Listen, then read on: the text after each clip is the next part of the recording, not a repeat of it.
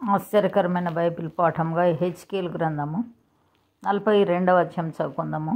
అతడు ఉత్తర మార్గముగా నన్ను నడిపించి బయటి ఆవరణంలోనికి తోడుకొని వచ్చి ఖాళీ చోటునకును ఉత్తరముననున్న కట్టడమునకును ఎదురుగానున్న గదుల దగ్గర నిలిపెను.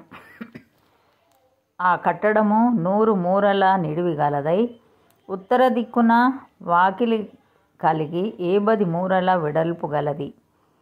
20 మూరలు గల లోపటి ఆవరణమునకు ఎదురుగాను బయటి ఆవరణపు చప్టాకెదురుగాను 3వ అంతస్తులోని వసారాలు ఒకదానికొకటి ఎదురుగా ఉండెను.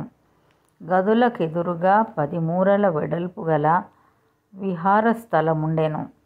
లోపటి ఆవరణమునకు పోవచ్చు ఉత్తర దిక్కు చూచు వాకిండ్లు గల విహార స్థలం ఒకటి ఉండెను. అది 3 వెడల్పు. వాకిండ్లకు వసారాలుండుట వలన పై గదులు ఎత్తు తక్కువగాను మధ్య గదులు ఇరుకుగా నుండి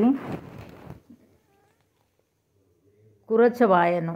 3వ అంతస్తులో ఉండినవి ఆవరణములకున్న వాటి వంటి స్తంభములు వాటికి లేవు గనుక అవి క్రింది గదుల కంటెను మధ్య గదుల కంటెను చిన్నవిగా కట్టబడి ఉండెను. మరియు గదుల వరుసను బట్టి బయటి ఆవరణము తట్టు గదులకెదురుగా 70 మూరల నిడివి గల ఒక గోడ కట్టబడి ఉండెను. బయటి ఆవరణములో నున్న గదుల నిడివి 70 మూరలు గాని మందిరపు ముందటి ఆవరణము 100 మూరల నిడివి గలదై ఉండెను. ఈ గదులు గోడ క్రింద నుండి లేచినట్టుగా కనబడెను.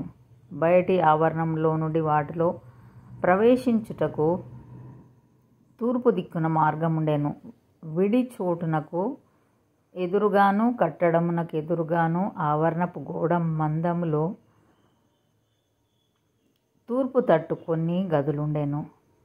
మరియు వాటి ఎదుటనున్న మార్గము ఉత్తరపు తట్టునున్న గదుల మార్గము వలె నుండెను. వాటి నిడివి చొప్పునను వెడల్పు చొప్పునను ఇవియు కట్టబడెను. వీటి ద్వారములను ఆ రీతినే కట్టబడి ఉండెను. మరియు మార్గపు మొగను దక్షిణపు తట్టు గదుల యొక్క తలుపుల వలె వీటికి తలుపులుండెను. ఆ మార్గము ఆవరణంలోనికి పోవునొకనికి తూర్పుగా నున్న గోడ ఎదుటనే ఉండెను. అప్పుడు ఆయన నాతో ఇట్లనెను, విడి చోటునకు ఎదురుగానున్న ఉత్తరపు గదులను దక్షిణపు గదులను ప్రతిష్ఠితములైనవి. వాటిలోనే యెహోవా సన్నిధికి వచ్చు యాజకులు అతి పరిశుద్ధ వస్తువులను పూజించెదరు. అక్కడ వారు అతి పరిశుద్ధ వస్తువులను అనగా నైవేద్యమును, పాప పరిహారార్థ బలి పశు మాంసమును, అపరాధ పరిహారార్థ బలి పశు మాంసమును ఉంచెదరు. ఆ స్థలము అతి పరిశుద్ధ స్థలము, అతి పరిశుద్ధము. ఆ స్థలము అతి పరిశుద్ధము. యాజకులు లోపల ప్రవేశించినప్పుడు పరిశుద్ధ స్థలమును విడిచి బయటి ఆవరణంలోనికి పోక అక్కడనే తాము పరిచర్య చేయు వస్త్రములను ఉంచవలెను. అవి ప్రతిష్ఠితములైనవి గనుక జనుల సంబంధమైన దేనినైనను వారు ముట్టునప్పుడు వారు వేరుబట్టలు ధరించుకొనవలెను.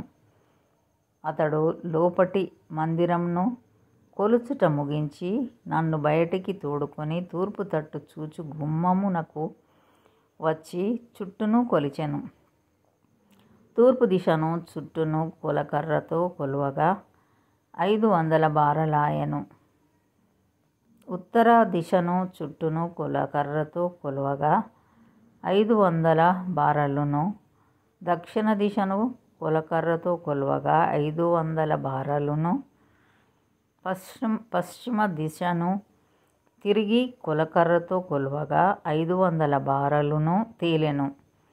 4 తట్లు అతడు కొలిచెను. ప్రతిష్ఠితమైన స్థలమును ప్రతిష్ఠితము కాని స్థలము నుండి ప్రత్యేకపరచుటకై దాని చుట్టూ నలుదిశల 500 బారలు గల చచ్చౌకపు గోడ కట్టబడి ఉండెను. ఇంతటితో ఇది నా కొరకైన బైబిల్ పాఠము సరి.